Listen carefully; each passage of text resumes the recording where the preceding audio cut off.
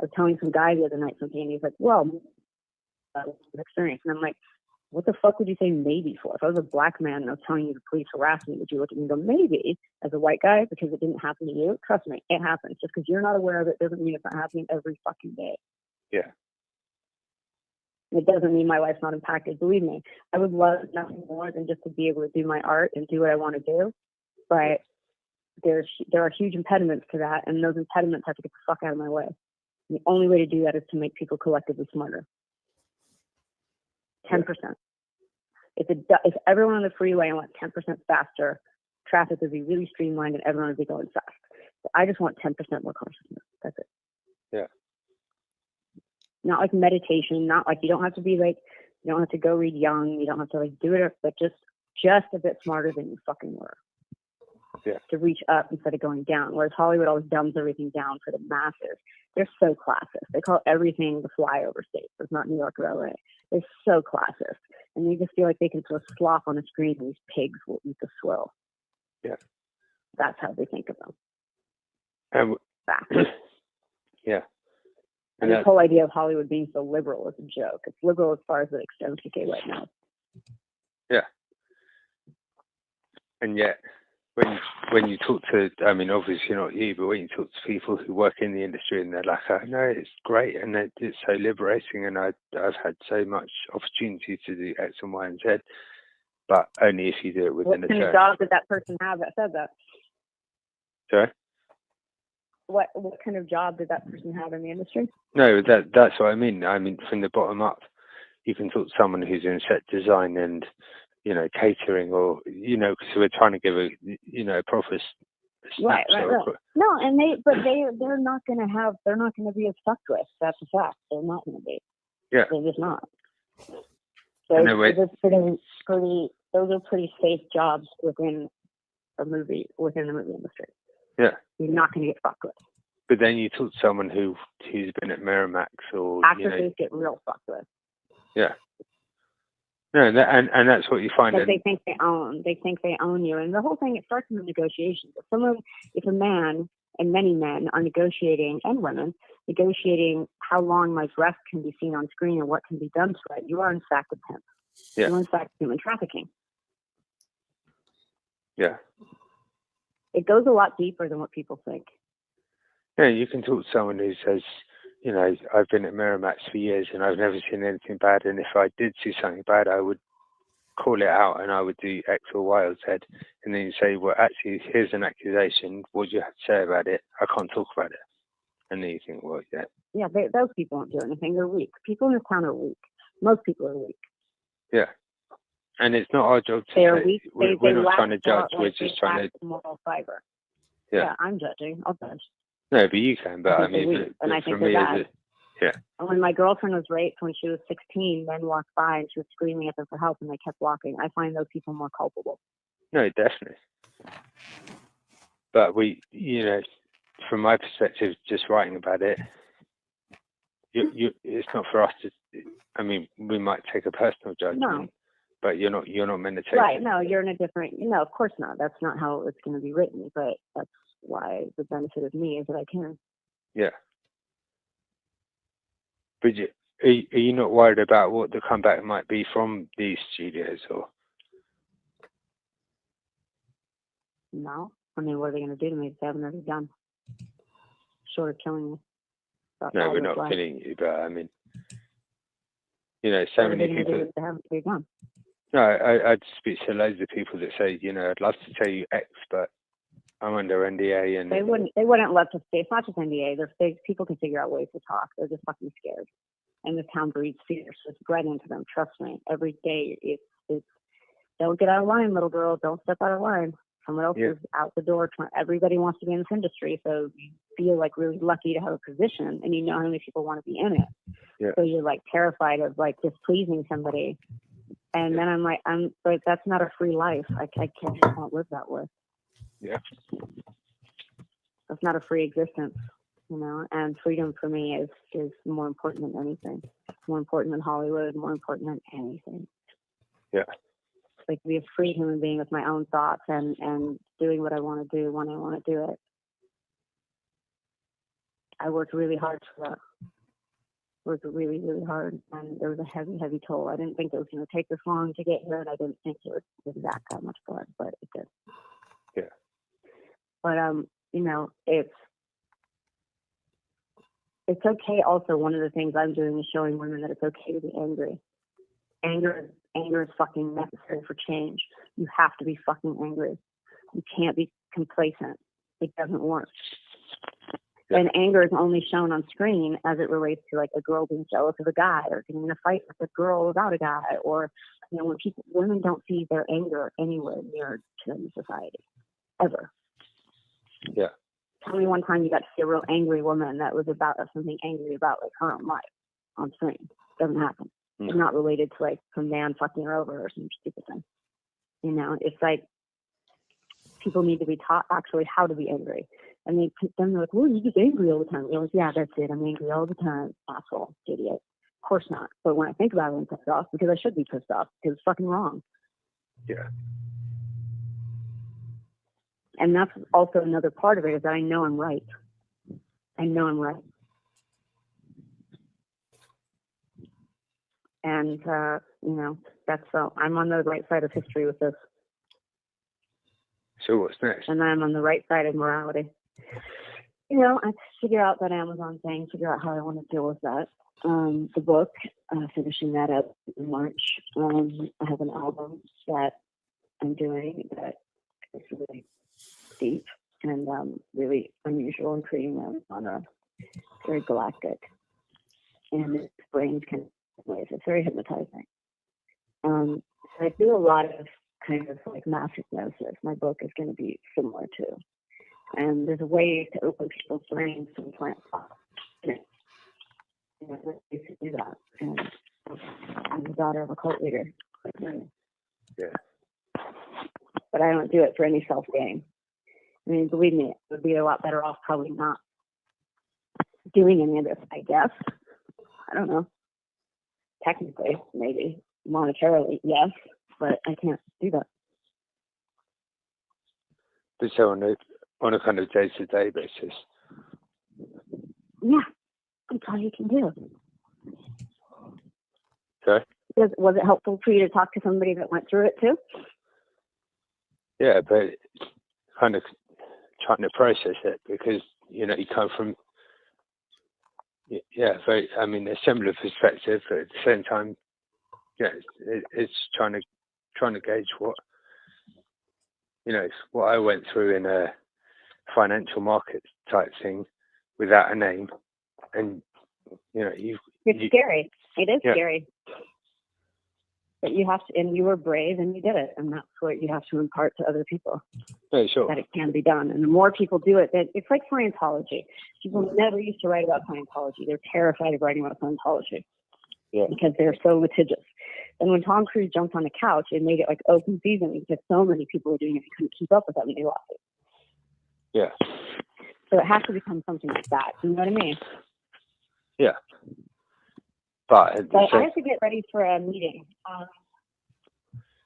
that I have in like 10 minutes. No worries. Do you think if I was to come out to the States next week, are you around at all? Or? I'm in LA, yeah, I'm around. But I'm not going to be talking about a lot of the stuff I talk about in my book in an article because I'm saving it. No, and that's not what we're looking to at all. Oh. Yeah, it's just kind of a background type thing. You're coming to the States? Yeah, no, I will be coming out next week, but, you know. Oh, cool. Where are you going to go? LA or New York or Ohio? Seattle and LA. So is that about it, Seth? Does she say anything else relevant? I mean, she didn't say anything relevant the whole time, as far as I know. It's like a mixture between a therapy session, which I wasn't offering, and it's like listening to a cokehead at 4 a.m. who just doesn't know the party's over, and it's quite unbelievable. And I think this is where the media is really complicit. You can take absolute rambling people like that and strip out a few key sentences and present her at the vanguard of the women's liberation movement, which is an entirely valid movement, but should have serious, proper spokespeople, and not someone like Rose McGowan, who, as you picked up all the way through, he's just talking down to the little people. No, people aren't woken up yet. They're not conscious. They, only I've got the insight. It's mind blowing. And now, 10 years on, if you ask her, have you achieved anything, or has it gone backwards? I mean, we can all see what's happened since then. So, yeah. It All right, really guys. is time, if you like, of if you pick the wrong people to spearhead a campaign, that's what you get in the end. So. Well, it certainly caused mixed reaction in the comments. And Yeah. if anyone's got any questions for Seth, put them in the comments now and we'll get them to him while we're live.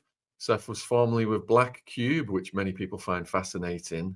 Even on McGowan's wiki page, Black Cube are mentioned. It says, through his lawyer, David Boies, Weinstein at one point hired the private intelligence agency Black Cube to spy on McGowan and to stop outlets such as the New York Times and the New Yorker from reporting their investigations on Harvey Weinstein. Yeah, and Hard Talk on the BBC, the show, they got me on. Once I'd been outed as having been involved in working for Harvey, I needed to say my piece because everyone else is slagging me off and so on. And they interviewed Rose for the Hard Talk show. And she said that I was part of a human trafficking organization and that I was doing the bidding of evil, all the stuff that you could never say the other way around. And nor would I say, because it's frankly childish. But this idea that the media just give a platform to people like that who are clearly not, her senses aren't really with her when she's talking. But yeah.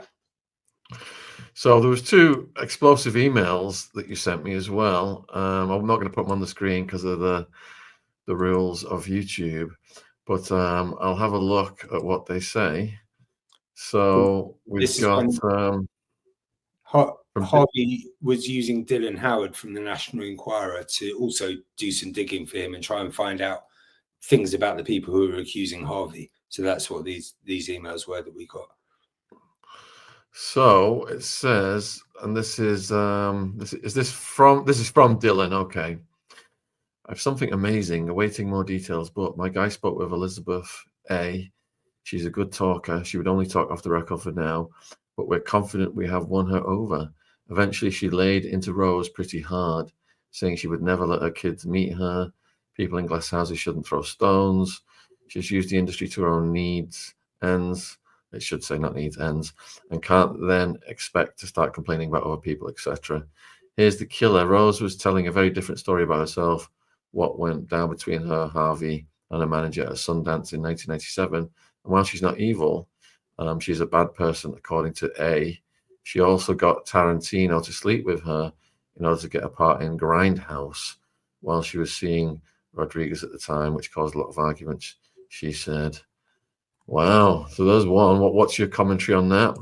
Yeah, I think the Elizabeth referred to was the ex-wife of a man where Rose had broken up the marriage basically by having an affair with him and so on. And if you're going to throw mud in one direction, which these people are happy to do, you can't be surprised when it comes back the other way. And someone like Harvey or anyone has the right to, as long as they're getting the information legally, to find out information that can bolster their defense and probably expose their accusers for this sort of hypocrisy. So, and the next one is the conversation with Rose, and highlights, claims the document is from a settlement from the time of the attack, claims have had 3 surgeries on wrist and elbows, evidence of something, claims she couldn't prove anything at the time, but she'll figure it out. She's claiming to be kind of summarizing that call, giving it to Harvey and his lawyers so they could see, when you strip away all the ranting and raving, what she's actually accusing him of. And really, I mean, she used the phrase, she said, I've got a settlement agreement and that is an admission of guilt. Well, that's literally the opposite of what a settlement agreement is. It will have no admission of guilt. And it's basically, here, take a bit of money to leave me alone and stop bad-mouthing me or, threatening to take me to court. So she does. The only time you can actually have proof is when it's been tested in court, and that's obviously never happened. So I see. So that's that.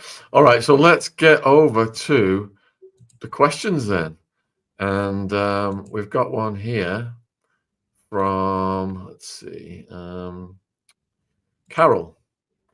Is Rose trying to tell herself within that she is strong, or is she seriously a miss, I am better and more smart and clever than others, or is she trying to empower herself by talking big about herself? I mean, I think it's all of those. I think you can get a bit deluded and carried away telling yourself that, you know, I'm the brave woman and everyone's going to follow me because I know the truth and I can expose Hollywood and, you know, show the patriarchy for what it is. But in that whole hour and 15 minutes, she didn't actually say anything that was cast iron proof of anything significant. It's all kind of conjecture and maybe and, you know, just generalizations, which I don't think carried any weight then and certainly don't now. So you've been asked about the cult side of this. Who was the cult leader that she was referencing? I think she was saying her dad was a cult leader in the Children of God, and so she'd been exposed to what a cult leader is, you know, having one as a parent. And she claims to have escaped the Children of God and then describes Hollywood as a cult that she'd fallen into and was trying to escape from there too. So that kind of pattern. Any idea how long she was in the cult for? I think through her childhood, certainly like her earliest years and possibly up to the age of, you know, 8, 9, 10 or something. So, well, that'd be interesting if she'd come on the channel and talk about her being raised in a cult. That'd be fascinating. So Uber wants to know whether you've studied linguistics. I've only studied on the job, basically. I mean, obviously, a bit like yourself, you know, when you're around people all the time and you talk to them and you learn the sort of body language and the inflections when people talk, that's the best training. And then when you've got a firm like Black Cube who employ psychologists and real specialists who can help you make sense of what you just recorded or what you've just seen, it obviously gives you a bit more clarity that way too. Stephen wants to know whether you read Rose's book. I mean, having listened to her for an hour and 15 minutes, I think she's had enough of my time, to be honest. But again, I mean, that's the thing. That book, you know, for all the pretense and all the HarperCollins would have paid her a big amount of money to sign the book up, but they won't have recouped their money because ultimately, who wants to read Rose McGowan? If she sounds like that in a phone call with a journalist, you can imagine what the book would read like. And unfortunately, with a lot of these stories, it's all about the journalists and the accusers and how much money they can make and how much of a name they can make for themselves. And there may be very real accusers out there who just aren't quite as noisy as Rose McGowan or Ronan Farrow or any of the big names around it. And their voices get drowned out, even though their claims are far more credible. And instead, you get told you need to read Rose McGowan's book about basically nothing. So...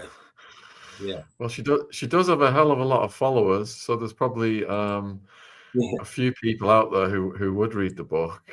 Oh no, definitely. But what you wonder is where, you know, does the mainstream, like, do people at large talk about her, or is it only her little echo chamber that amplifies this voice? Because I mean, she's disappeared without trace now anyway. She's certainly not part of the movement. Even while there's trials going on, you'd think she'd be talking, but she's not. So. According to the Wikipedia, she's moved to Mexico. Yeah, but was even speaking a lot from Mexico. But even that, she seems to have gone quiet. And for someone as noisy as her, that is quite revealing. What's happened to make her? Yeah. Can anyone hire you, Seth, to gather intel about somebody? Seth, the link is in the description box, and I'll put it in the live chat as well right now. Redmist.com. They can is the answer. And something I said at the time to the press is if Rose McGowan and her side had come to us before Harvey and said, we're trying to get information on Harvey. Yes, you know, that's also a legitimate thing. It's almost mercenary in that way. As long as you're not doing anything that breaks the law, and as long as, if Harvey had come to us and said, I have raped a lot of women, I want you to protect me, well, that's not going to happen. I mean, because you'd be aiding and abetting a crime, and we're not going to do that. But yeah, anyone can hire corporate intelligence, just like anyone has the right to a lawyer and to defend themselves. So, yeah. So Trevor wants to know, how did you manage to unpack such a rambling conversation? Well, I think, you know, when that's why I was pointing out along the way where she's talking about Miramax, Weinstein, you know, settlements and all the core detail, that's all I'm there for. The rest is, it's like, that's the knockout punch, and all the other 11 and a half rounds of sparring, that's all it is. So you forget it pretty quickly, and the analysts and the psychologists at Black Cube, they're the ones who have to go through and transcribe it. But it all boils down to 1 or 2 minutes of hard sort of accusations against Harvey, and that's why he pays such big amounts of money for us to get that info for him. We have to sit through the nonsense, but he gets it distilled into exactly what his lawyers need. So Nikki's asking about your work history, but we already covered that at the beginning. So go back to the beginning, Nikki, to get that. And Trevor wants to know, I'm sorry, Rachel wants to know, do you feel bad working for someone who a lot of people think is a predator? Well, he wasn't known as a predator at the time that we worked for him, but it's not really about whether I feel bad or not, in the same way that, you know, you might know someone's blown up a building and they still have the right to a defense lawyer, because that's just the way the law works. Does that defense lawyer feel bad that they had to represent them? It's kind of immaterial. You either believe in due process or not. And I think that what corporate intelligence does, if it's done properly and legally, is just part of that due process. So does the guy that sold Harvey Weinstein a sandwich for his lunch feel bad because he's a predator? Probably not, because he was just doing his job, which is selling food. And we're selling a service which, if legally used, is entirely legitimate by definition. So, does Seth see similarities with the cult and Hollywood? I think they're asking about the cultishness of Hollywood. Yeah, but I also think that there are two cults probably. There's the one that Rose is railing against, and all the people who talk about the paedophilia and the predatory behavior and the cover-up and so on. But then you get the cult the other way, which is Rose and her kind, who talk about civil war and burning down the White House and so on, and you're not really sure what do they want at the end of it. It's all very well preaching, I'm the Messiah, I'm going to lead you into the promised land, but I'm not sure what they're looking for Hollywood to be. But yeah, there is definitely, I mean, all this cult-like behavior is definitely the same in Hollywood and in the cult world. Yeah. Does Seth believe Ronan Farrow, it should be, his book To Catch a Killer? I'm in that book because Ronan is one of these journalists who lies to people like me and says, I'll never, you know, if you help me, I'll never reveal my sources, and then does when it helps sell a book and so on. And it's another, like, he's another attention-seeking junkie, basically, who is very, very noisy when he's like the white knight and the hero that everyone says, oh, he brought down Harvey Weinstein. One, he didn't, because that was in New York Times with Megan Toohey and Jodie Cantor, who were the lead journalists on this. But also, where are they fighting for the little people, for the man on the street? You know, they turn up for the celebrity gunfights and then disappear again. So, yeah. So Carol is asking whether you missed the big picture of what Rose was trying to get out to the public. Probably, because I don't believe in her big picture, and also the way that she articulates herself is almost impossible to follow. But look, don't get me wrong, there are rapists in Hollywood, like there's rapists in everyday life, and there are predators, and there are cover-ups, and and like you see with Epstein, and I know you covering obviously the Diddy story a lot. I mean, these things are covered up, and the cover-up is amplified when there's huge money at stake. All of these individuals, I know Rose was talking about Jennifer Lopez back then, but now when you look at like the Beyoncés and the Diddy's and Rihanna's, these are empires. I mean, they're huge businesses that if you jailed one of them or exposed one of them, it would be turning off the most enormous revenue stream that sustains hundreds, if not thousands of people for their livelihoods. So it'd be a bit like if you said take down an arms dealing company or a media company. You know, they will fight tooth and nail to protect themselves and the source of their revenue. So yeah. Nikki, what about the audio that came out with Harvey and the model? Is it fake? I'm not here to defend or attack Harvey. I worked for him, that's public knowledge, but I think too many of the accusations were fake. I think there were too many of the accusations that didn't meet the credibility test, and that's why you had dozens, if not hundreds at times, of accusers, but only 5, I think, at the original trial, and only 3 now are deemed credible enough to meet the threshold to actually be brought in as evidence in court. So I don't know which audio that is, because there have been plenty of audios and even some videos of him not committing sexual acts, but in the run-up to them. Some will be fake and some won't be. And that's been played out in terms of why he's only 5 at the time, and now 3 are deemed credible enough to go all the way to court. So what are your thoughts on the death of Robert Maxwell, father of Ghislaine Maxwell? Well known that he works for Israeli intelligence, well known that he'd been active in intelligence, probably not just for Israel, but also, you know, from his time in Czechoslovakia all through, coming up through the ranks in British industry, but also the kind of people that he mixed with and the kind of intel he could gather. It's very like Epstein. It's very, you know, you are a mover and shaker coming across royalty, coming across politicians and business figures and so on. And when either you know too much or your personal situation is so dire, which is what happened with him. You know, he was caught stealing the money from the pension funds and everything was imploding. Those are people that you don't want going rogue, essentially. I mean, you're most likely to go rogue when you're facing jail or you're under attack or your private life has been exposed and so on. And then coincidentally, he falls off the side of a boat. So I won't join dots, but you can certainly see why people do. So, and what was the significance of where he was buried? Well, he's buried on the Mount of Olives in Jerusalem, which traditionally is the burial place of great war generals or people who are deemed friends of Israel, but friends in quotes. You know, the top military figures, intelligence, prime ministers, and so on. So. Whether that gives another clue as to how useful he was to Israel and the West at large. I mean, you know, the kind of intelligence he would have been giving to Israel would have been obviously of huge benefit to the Five Eyes nations and beyond. So the trial is happening right now. It's opening statements of the Harvey Weinstein trial. How do you think it will play out? I think it will play. I think his side will make a big deal of the fact that even when it looked like an open goal, they couldn't prosecute it properly and they relied on evidence that was then deemed improper afterwards.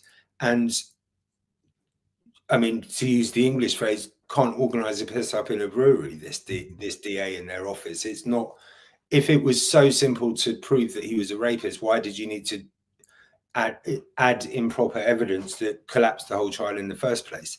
And then on the other side, you'll have the people who say, well, you know, I look at him and I know he's guilty. Well, that's not enough. It either meets the threshold or it doesn't. As of right now, he is not a convicted rapist in the state of New York. He still is in LA. And so we all, you know, if you respect the law, you say he is a convicted rapist there. But it's kind of ground zero. Start from scratch again in New York, but tainted by what happened before. A bit like with Bill Cosby, you know, he was a rapist until he wasn't. And now, or Kevin Spacey, you know, now you have to acknowledge that the courts are not branding them that anymore. So, right, Seth, we've gone over 2 hours. You've been very generous with your time. Is there anything you'd like to say in conclusion to the viewers? No, I mean, follow the trial and make your own minds up, basically. I mean, not just on whether it's Harvey Weinstein and what he's done, but also or said to have done, but also the people bringing the cases and why they brought it in 2017. And if it all blew up now rather than 10 years ago, would it still have the credibility it had then? That's not I mean, it's an indictment on how things have moved on so fast. Yeah, and if you need intelligence work, well, you know where we are. and it's a case that Candace Owens has been reporting on. She's got a massive audience. Have you thought about reaching out to her to go on her channel, or if followers are out there, maybe they could send this video to Candace? Yeah, no, definitely. I mean, I think, you know, one of the reasons, obviously, my business partner, Nick Leeson, who's very famous in his own right, you interviewed a few weeks back, and I know he got on very well with you and put us in touch. And the reason I wanted to speak now rather than last year or 5 years ago is because the trial is starting all over again, the retrial. And it's time that people didn't just hear one narrative and didn't just hear the narrative of the Me Too movement, not because they do have an entirely valid cause. Obviously, no one wants to think of, you know, their wives, daughters, any woman being vulnerable or any man, but it's the way they've gone about it and the way the media has just sort of dispensed with normal practice to witch hunt, whether it's Harvey or the next man or the man after that. And yeah, I just think it's important for people to hear both sides. I'm not on his side. I'm just saying I worked for him at the time and things are very different from how they were portrayed in the press back then. And that will be a common theme with all your guests, I'm sure, in their various walks of life, that the way things are presented, finally, because of channels like this, because of, you know, the sort of fragmentation of the media, means that people can seek an alternative narrative and hear both sides finally. So yeah, and we appreciate your perspective, man. So good luck with what you're doing. I'm going to let you go and close the show, and take care, my friend. Cheers. Keep well. Thank you. Nice one, Seth. Thank you. So absolutely fascinating guest, folks. You know, our goal is to get on people who have not told their stories before. Are my faves on this channel, because they just bring fresh perspectives, different ideas. We're not all repeating the same old stuff off the same hymn sheet. And we try and get people that have got different angles on different stories. And I think you guys saw that and appreciated it. A lot of you did in the comments and the questions. And thank you for sending all of those questions in. Also, we've got our chock-a-block night. So Ron is live right now on Julia Vandell updates on that case. And then we have got, I'm back at 9 p.m. tonight. That's just under 3 hours now, with a survivor who's never told a story before. Pure evil, survivor of evil father. So you can imagine that the father was the PDF that runs on right now about Julia. And then he's also got an elite law enforcement officer coming on after Julia. So we've got non-stop content, I do believe, until 11 p.m. tonight. Let's get your popcorn out, folks. Thanks for tuning in. I'm going to be back at 9 with the survivor of her evil father. And we'll